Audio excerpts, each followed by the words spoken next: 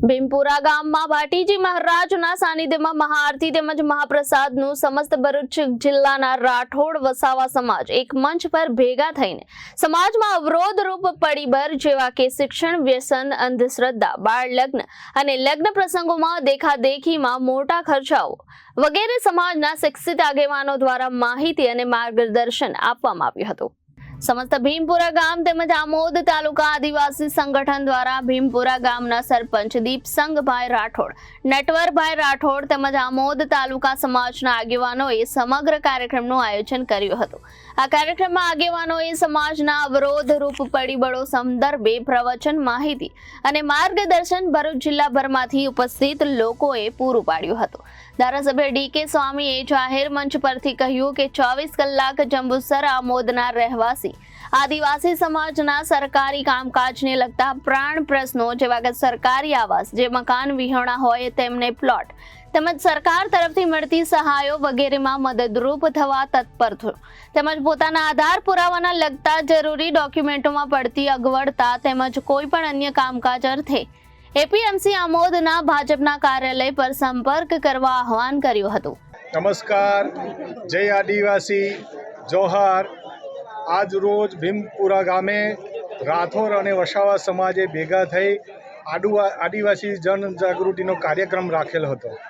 આ કાર્યક્રમની અંદર અમારા વિવિધ જે સાધુ સંતો છે, મહંતો છે, તે પધારેલા। ખાસ કરીને વિશેષથી નાયર ગુરુકુળના ડીકે સ્વામી, કે જેઓ કોઠારી સ્વામી પણ છે, અને સાથે સાથે જંબુસર વિધાનસભાના ધારાસભ્ય છે, તેમને પણ માર્ગદર્શન આપેલું છે।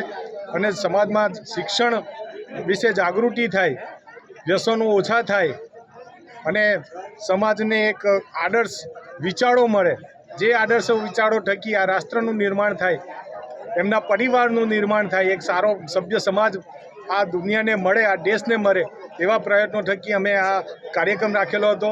ભીમપુરા ગામના અને જે લોકોએ આ કાર્યક્રમમાં મહેનત કરી છે, એ ખરેખર આજે સફળ થતી દેખાય છે। આ શરૂઆત અમારી આટલી છે, પણ અમને ચોક્કસ એટલો વિશ્વાસ છે કે આજે નહીં તો કાલે પણ અમે એક એવી તાકાત બનાવીશું કે જે તાકાતથી લઈને આદિવાસી સમાજ શિક્ષિત થશે। ભીમપુરા ગામે જિલ્લા આદિવાસી રાઠોડ સમાજ દ્વારા સરસ મજાનું સુંદર એક મહાઆરતીનું આયોજન કરવામાં આવ્યું, જેની અંદર ભીમપુરા તેમજ આજુબાજુના અનેક ગામડાઓ તેમજ જિલ્લાના અનેક આગેવાનો, જેમાં મહેશભાઈ છે, બીજા અનેક આગેવાનો, ગામના સરપંચ, આદિવાસી સમાજના સૌ આગેવાનોએ આ કાર્યક્રમની અંદર લાભ લીધો।